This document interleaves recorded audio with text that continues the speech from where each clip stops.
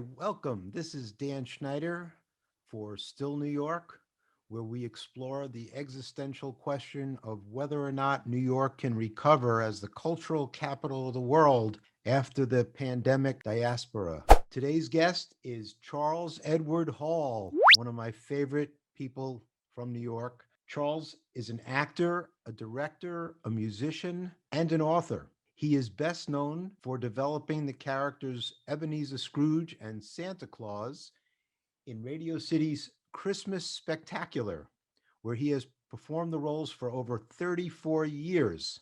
Charles created the role of the Wicked Witch in Disney's first Broadway show, Snow White and the Seven Dwarfs. He has performed in Barnum with Jim Dale and Glenn Close, as well as Pippin with Ben Vereen. He has worked in film and television, and his book, Santa Claus is for Real, on Simon and Schuster, is available for sale everywhere. So please help me welcome Charles Edward Hall.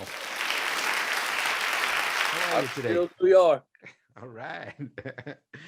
How So are you, Dan? when did you first come to New York City and what drew you there? Well, after I left the university, I got a job with a Lord Theater Company, and I got my equity card. And then 1976, the late 76, I moved to New York City. And I wanted to experience theater at its best. And that's where it was. And actually, when I was doing the Commedia Company, I remember being in Watertown, New York, with my friend Donovan Scott. We were finishing the company, and they were going to Los Angeles, and I didn't know where to go, and they had invited me to go with them.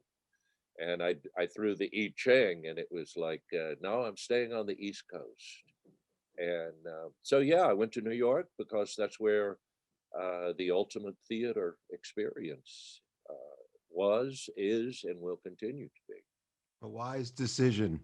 You know, As if soon you, as we reopen, and I think that's part of what's going to be happening now, is that there's going to be, obviously things have changed, but as you know, in the arts, change is something that we adapt to and create from. well, there's nobody who could do improv like you, Charles. Well, I've thank seen you you. in action. You're very good on your feet. Thank you. Well, improvisation helps a lot, and it helped when I got to New York. When I came to New York, I worked all the time doing off Broadway shows, uh, but I made like $5 a week, but it was a great time. I learned a lot, and one day I realized that I needed to find a job, and that I started with a group called Metaforms, and it was an off Broadway group, and we became kind of this off Broadway family, and had dinners and stuff, and did plays and worked. Monroe Arnold was part of it, and so anyway, there was a stage manager at the time on Broadway that was part of it, and he told me that the government was giving theatrical grants, and that I should apply. And that's when I applied for my CETA grant, CETA, Comprehensive Educational Training Act. And it was based on the WPA Federal Theater project that came out of the WPA, that did stuff like the Living Newspaper. And actually here where I am now in Kentucky, on Kentucky Lake, that was the TVA, was all part of that work program that came about. And like that program of the 30s, the CETA grant gave $10,000 grants to artists, and that's all artists, musicians, writers, actors, directors, and that money that was allocated from the government went to several theaters in New York, as the same way they did with the Federal Theater Project. You know, that went a lot to the Gros Ensemble at the time, the theater there. That's where Orson Welles produced their stuff. So the CETA grant was focused on using the arts to improve the socioeconomic structure. So it gave artists money. We had a jazz group. I received that grant in what year was it? 1978. And it was with Theater for the Forgotten. I was either going to do La Mama or Theater for the Forgotten. And Theater for the Forgotten was being produced by Aquila Columbus. And we created theater for hospitals, drug rehab. Well, not hospitals. That was actually another theater group that received funding. And they did theater in hospitals. We did drug rehab. We did prisons. We did halfway houses. We did, court schools for bad kids. And all of the pieces that we would do, we would, for the most part, we would create. We had writers, playwrights. Michael Schaefer was one. I can't remember the other two. I'm sorry. It was Ted Cornell was one of the directors. Harry Katukas, an Obie winner, was one of the directors. Irene Fornez, we did one of her plays. And all of the pieces were focused for the betterment of society.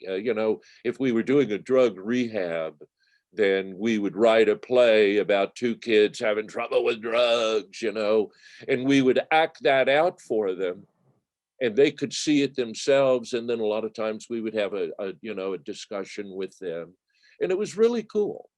What a great idea. I mean, that is amazing. So the government could actually do positive things if they want to, right? Well, if they give it to artists, Well, it's like anything. It's like Manhattan Plaza in Midtown Manhattan.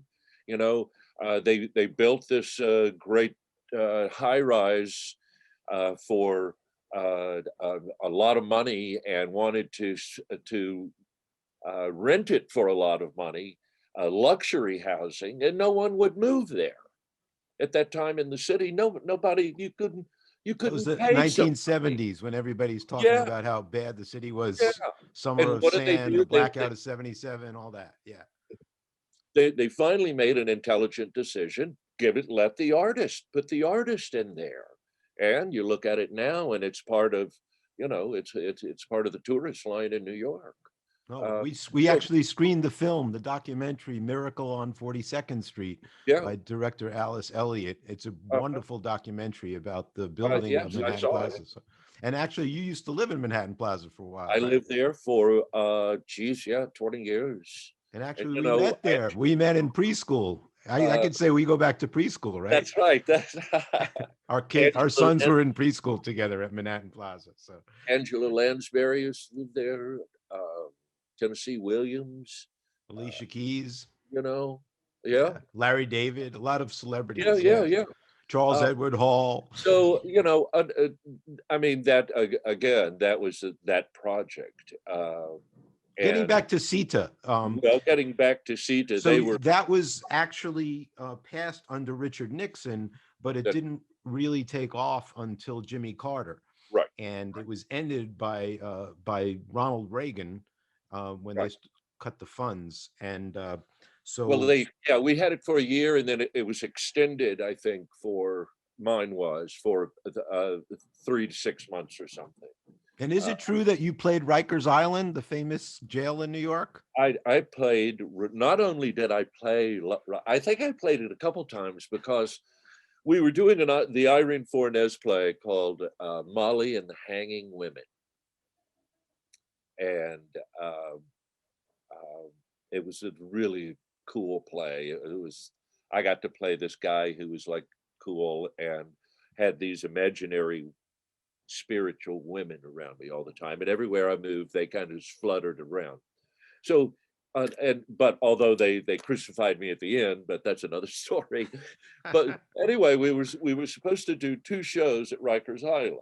We were supposed to do one for the women and one for the men, and we were getting ready to do the first show, and somebody made a mistake, and they had brought the women in and had them seated, but then somebody opened the doors and the men started coming in.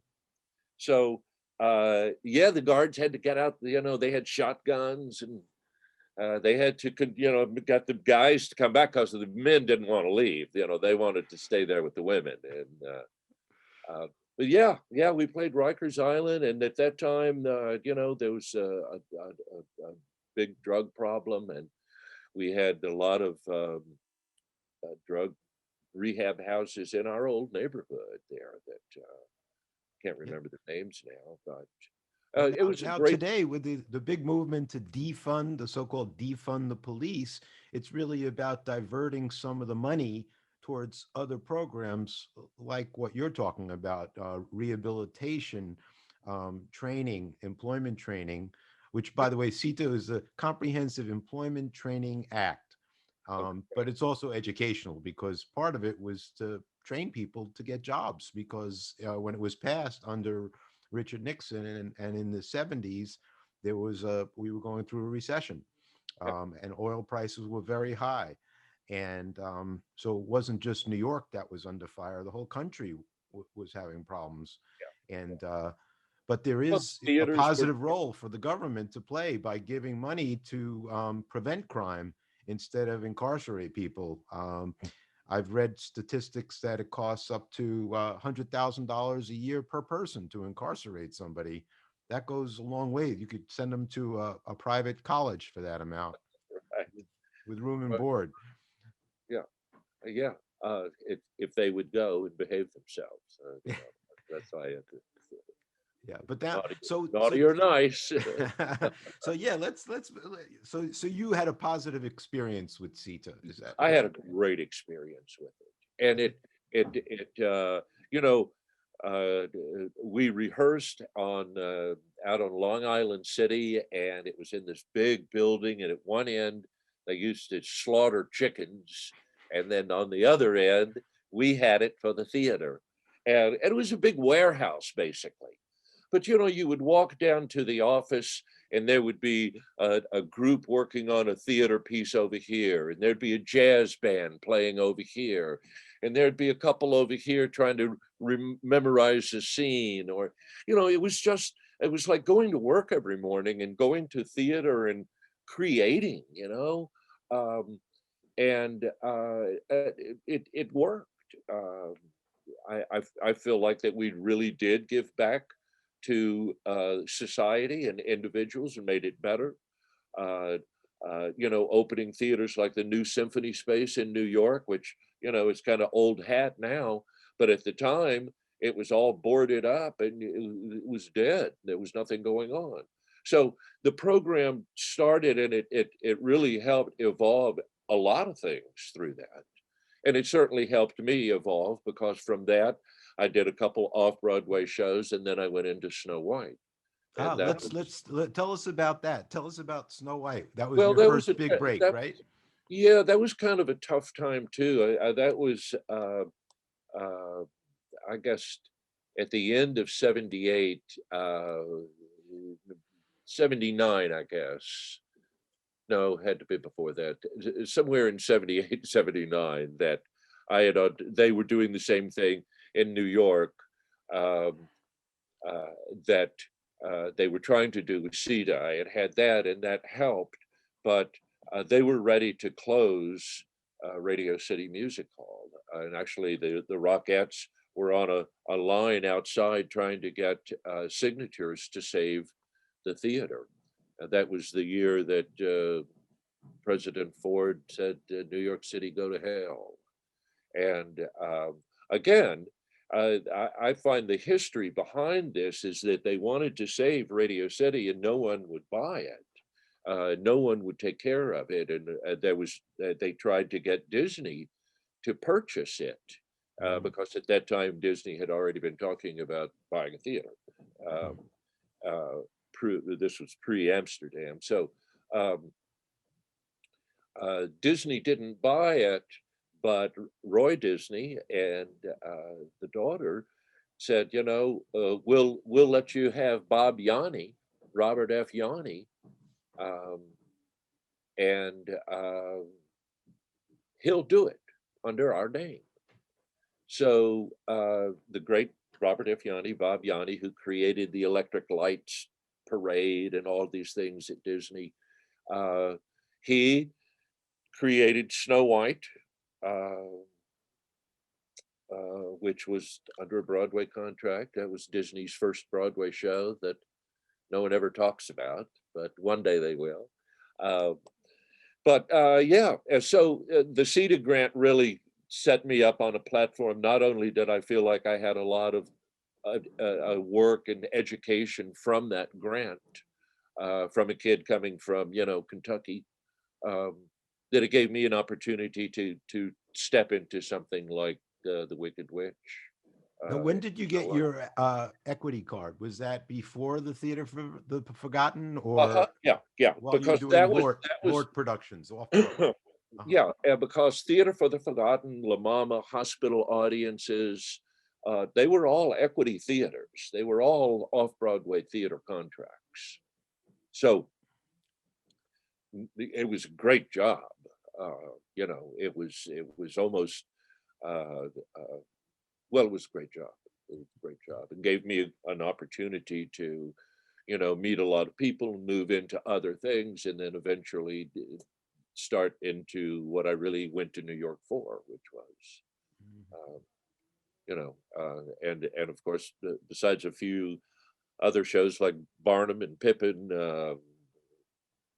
tours and national tours and this and that, I ended back at Radio City after I did Pippin with Ben, and I've been there ever since.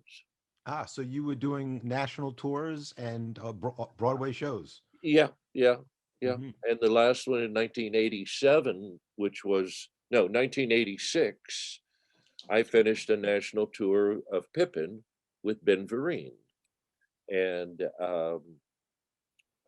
had a great time. Loved the show. Loved Ben. What it was a wonderful time, and I came back and there was an old character guy that used to do it. Actually, the guy that used to play Scrooge was the king in Snow White, Ah, because that was part of Mr. Yanni's plan, was to have this big Broadway show and then go right into the Christmas spectacular. So we left when we went on national tour with Snow White. He put the Christmas show in, and that was Tom.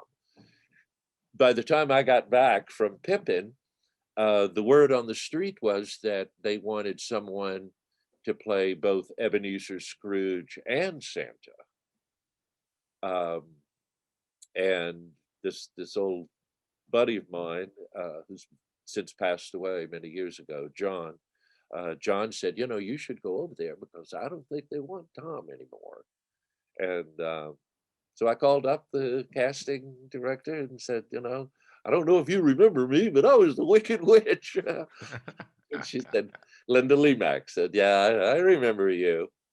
so are you So, still into cross-dressing? Was that like the beginning of your cross-dressing? well, I like to tell people I've done some of my best work in drag because I was the hag, you know.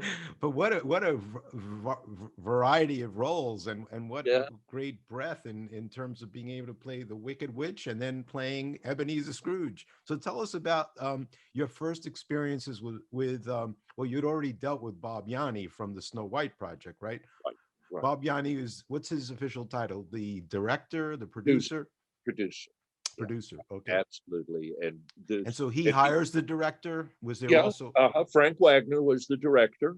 Uh-huh. Uh, Frank was a Broadway director, Jacques Brel and all that kind of stuff, and choreographer, and his wife choreographed. Um, yeah, it was the Anne Francine was the queen, the Wicked Queen. So this was like the Yolande Bond. precursor to the Radio City Christmas Spectacular. The Snow White show was a variety type show. It was No, no, singing and Snow White was no, a book show. oh, That it was a was the book story show. of Snow Okay. White and the Seven Dwarfs. Yeah, Oh, like okay, okay. a la the movie. Ah, okay. So, but that gave Bob a chance to get the Christmas show in. And then Okay. when I got off of Pippin, I asked if they remembered me, and they said, "Yeah, why don't you come in and audition for Ebenezer Scrooge?" And I And you got got it. All I right. got it. And what year is that about? 1980? 1980? No, in 1980 with Snow White, 81. Oh no, because I did 86, yeah, 86, you said. Yeah, 86. Pippin. Yeah, So and I was had this done first? Ebenezer Scrooge, and so I did Could my you give us Ebenezer. an Ebenezer Scrooge imitation, or are you allowed? No, No, no, no. no, no. Okay. Yeah, Without violating Ebenezer. any copyrights. In my book, I say that was the time when I wore a cloak of darkness, and then when I met Santa, it became my armor of light.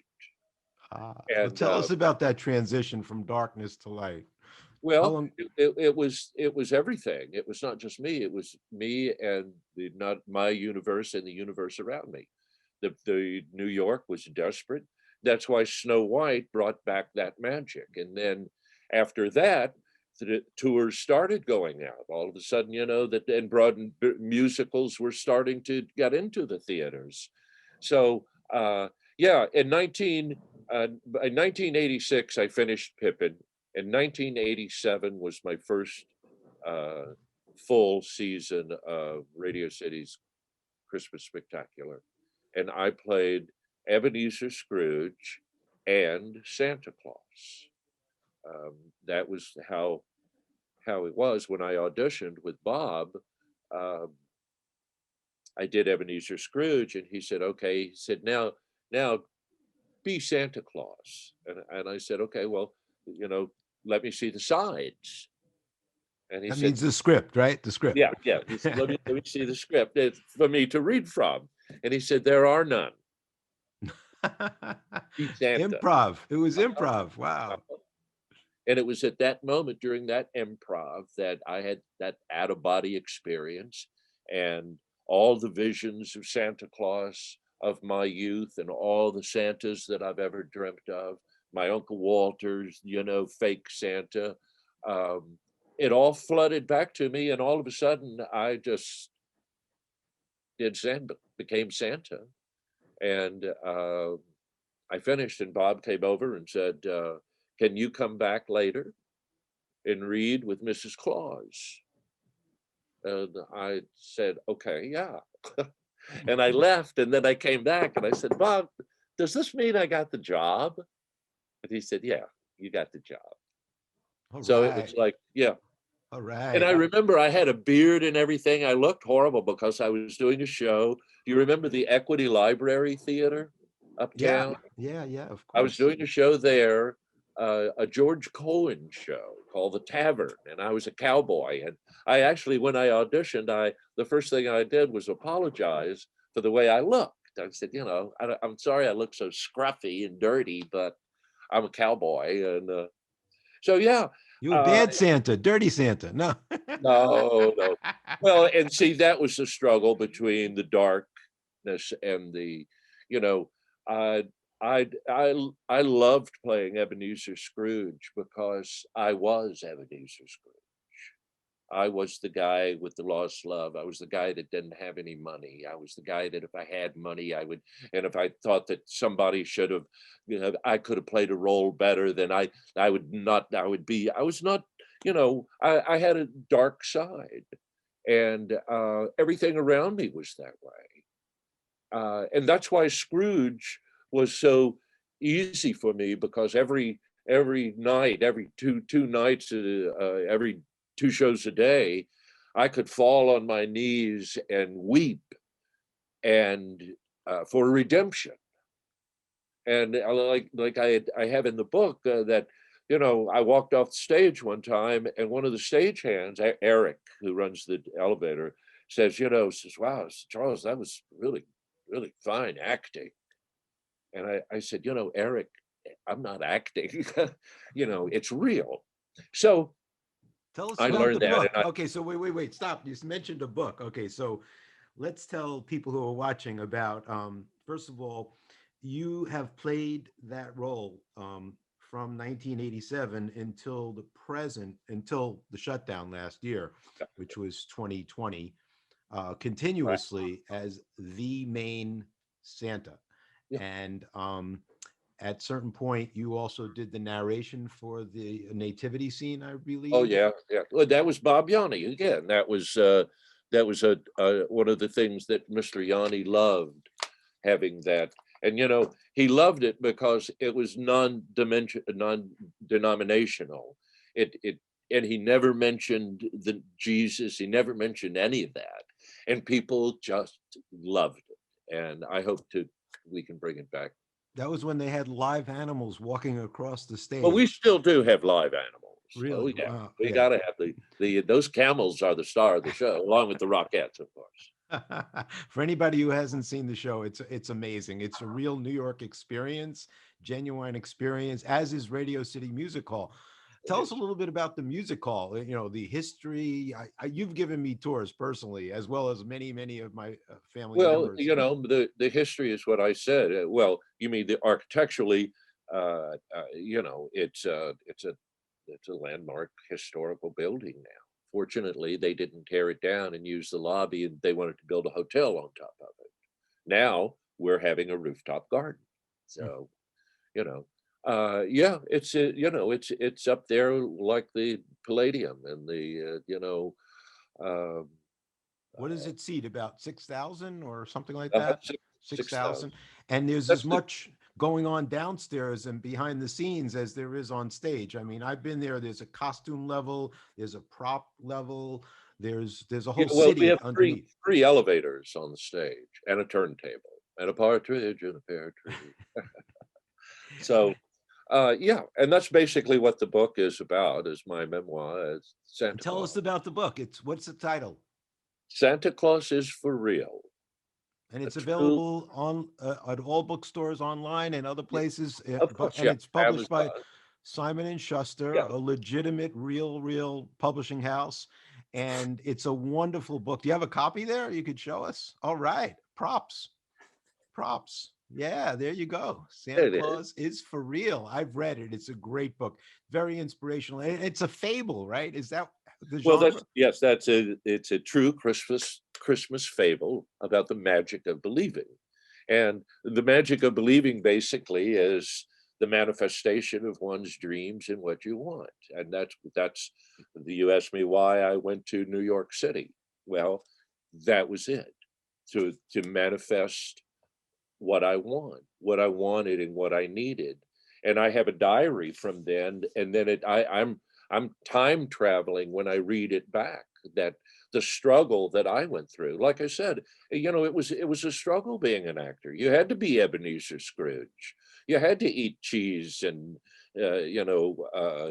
beer, that because that was the only thing you could afford. Uh, and you do have to fight your way. I mean, they wrote the song, "You make it here, you make it anywhere," and it's not easy. And when you see these young people work the way they do on Broadway now, it's amazing. And that's why uh, I wish it were as easy as it was back in the '70s for me with the Seton grant, because it's not that the people aren't there; they want to be there. They're just trying to figure out how to do it. Uh, Fortunately, the government had found a way, the same way they did with the WPA, by supporting it. Unfortunately, the situation we're living in now was that those theaters were just locked up and shut down, and we don't know when they can open, because unlike Radio City and larger venues where we could feasibly socially distance, I don't know, I'm not speaking for the company, but one would think that, well, I think I read that the opening in April for concerts and things, because it's again, it's a creative step. We'll have to figure it out. and as you said, with the theater of that size and that type of show, not only have to you figure it on the house, but you have to figure it out for backstage.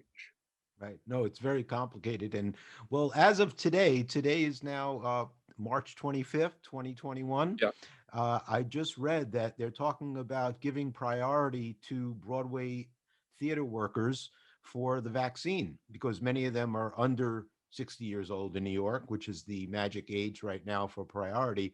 So, they are essential workers in a way because New York has been based on tourism, the economy for the last 20 or 30 years. yeah. Um, and, so many industries are dependent on that, including hotels, restaurants, bars, retail. Everything. And so it's a multiplier effect. So if we could bring back the Broadway actors, and it may be at a reduced capacity, I think it's at right now around 33% or 35% you're allowed.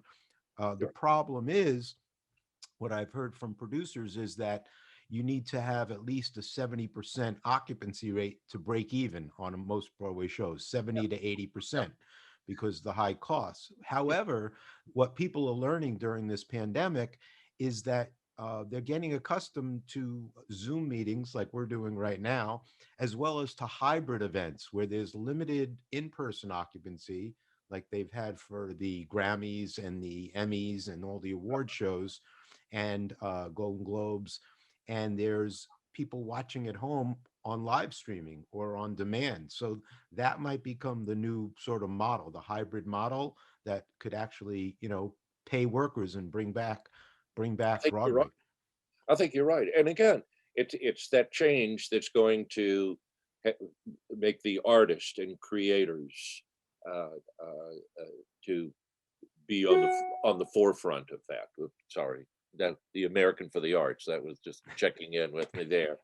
So yeah, I think that it will be, and you know, they have to get it back though. I think I saw the mayor on some program saying that finally realizing that it's a priority to get Broadway back on its feet because that's and not only getting it on its feet, but it's going to take a certain amount of time, I think, for a lot of people to start coming back, and you know, Right. No, it's but been more than a year. I think it was March 13th was the 1 year anniversary of Broadway closing, and it's now March 25th. So it's been more than a year now. And so a lot of the young arts workers that I know of who are on our advisory board, et cetera, have had to move back to wherever they're from. yeah, So, the real challenge is going to be how do you bring those people back to New York to recreate the ecosystem that's necessary? So, because it is like if you compare it to baseball, there's the minor leagues, the farm leagues, and then there's the major leagues, and Broadway is the major league. But it's important because it has all these feeder companies and theaters and oh yeah, regional theaters and the music industry, the dance industry, it's all interconnected. So how do you bring these people back? I think we're going to need economic incentives. The city's going to have to, uh, if they don't pay some kind of a stipend to bring people back, they're going to have to offer it in kind through affordable housing because the housing has become so expensive in New York, as we know, and it's that in and of itself is an issue. So how are you going to bring people back from Kentucky, where you are, or from Mississippi or Georgia or Arizona or Massachusetts? Um, how are you going to lure them back to the city without making it affordable for them to come back? yeah, yeah. So, um, Well, New York has always been a city of young creative artists, and not just in theater, but finance and fashion, everything. Young creative minds, I think, would be a better way of putting it. And those are the people. Those are the people that are going to live on Swiss cheese and beer and put three or four people in an apartment the way we did, so that you could afford to, and sleep on a cot and struggle. And it's through that struggle, that journey, And if you want that, if you wanted it bad enough as this guy did, you'll take advantage of this, of what's going on right now. And you'll say, you know what? I don't give a bling blong diggly dang dang dooey, whether it's a COVID or whether it's a recession or whether it is there's nothing going to stop me from uh, trying to succeed and do what I want, whether it's to be a painter or whether it's to write a book or fashion or theater or to be the best daggone accountant in New York City or the best lawyer or that's where you go. And I think those. I mean, you're going through just through the attrition of people moving, and now a lot of people they're talking about moving for tax reasons if they start this heavy taxes on people uh, that is just more advantageous. But New York will always be fed by the new blood of youngsters and brilliant minds that are willing to eat the cheese and make the run. That's well put. E.B. White, one of my favorite New York Yeah, authors, once said or once wrote that there are three New Yorks. One is the New Yorker natives that have been born there. They're used to the hustle and bustle. They're just, that's life for them. Then there are the commuters, the people who take the train in from Connecticut or New Jersey. And for them, that's where they work and sometimes go out to see a show or dinner. And then there's the the people who are the seekers like you were, who come from all over the world to chase their dreams and their passions. And that's that's where New York gets its energy from, those arts immigrants that come to New York to chase their dream in all different disciplines, but particularly the arts, because I think there's what's called in economic terms the economies of agglomeration. When you have a group of people in dense situation, there's an ability to communicate more easily, to network, to pass information word of mouth. And that's really how cities arose, to yeah. trading, commerce. And so New York will always have a place, but particularly for the arts. It has been, I think, the cultural capital of the world for many years, although some people in Rome or London might argue with that, but it is for the most part. If you look at the numbers, people want to come there. As you said, if you can make it there, you can make it anywhere. So I But think a lot of people who leave too, like myself, I'm still New York, you you want to know. go back. You'd love to go back Well, if you could. I will always go back. It might be on different terms. It might be on different things that happen. But yeah, uh, uh, But I'm not just starting out.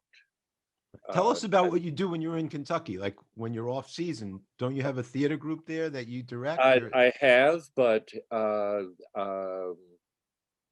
when it's not COVID? When it's not COVID. yeah, and my producer passed away. Oh, I'm sorry. So I'm sorry. the university's been, because of COVID. So I've taken a couple years hiatus on that and trying to, I'm doing a lot of writing, playing music, and um, meditating, and trying to get things done around the house. As a homeowner. Um, But you so want to go back to New York as soon as you can, right? I am going back to New York in May. Oh, okay. So yeah, no, May's a great even month. That's one of my when favorite months in New York. May, when the flowers start even coming when I out, land in a different city, Central I'm still Park. breathing New York. Yeah, Yeah. yeah. No, Well, it's that's the best time. that's why I hope to see you there in May. Oh, you Yeah, will, great whether you time. like it or not. Oh yeah, yeah, I'm going to hold you to it because it'd be worth going back just to see you. Well, I think I have to buy you a drink. I think that was the deal to get you to be interviewed today. So at least one drink, Well, maybe more. we have some nice places there in Hell's Kitchen in Chelsea that that's it's still you got still New York. You got a foot in New York.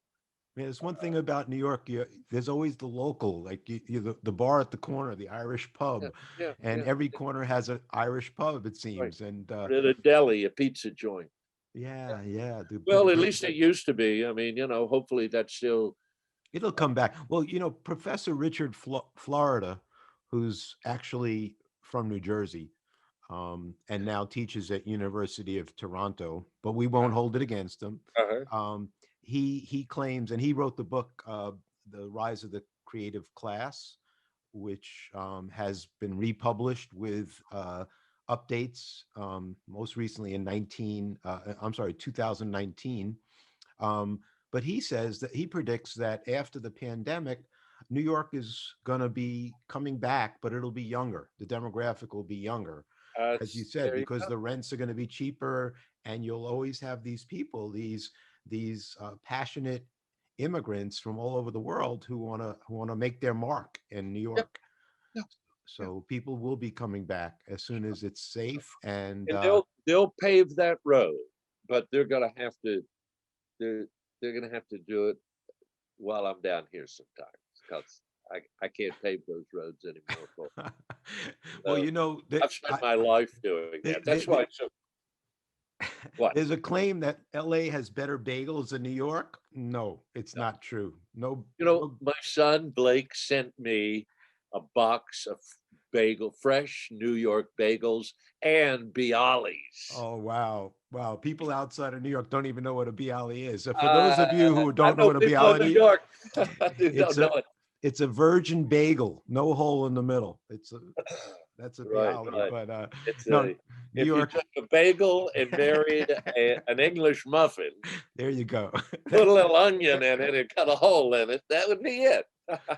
Well, you raise an interesting point. Blake, who I know since preschool, he's still in New York, right? And he's working Still in New there. York working, He working went at to it. Bronx Science, one of the best high schools in the Yep. country, um, Syracuse.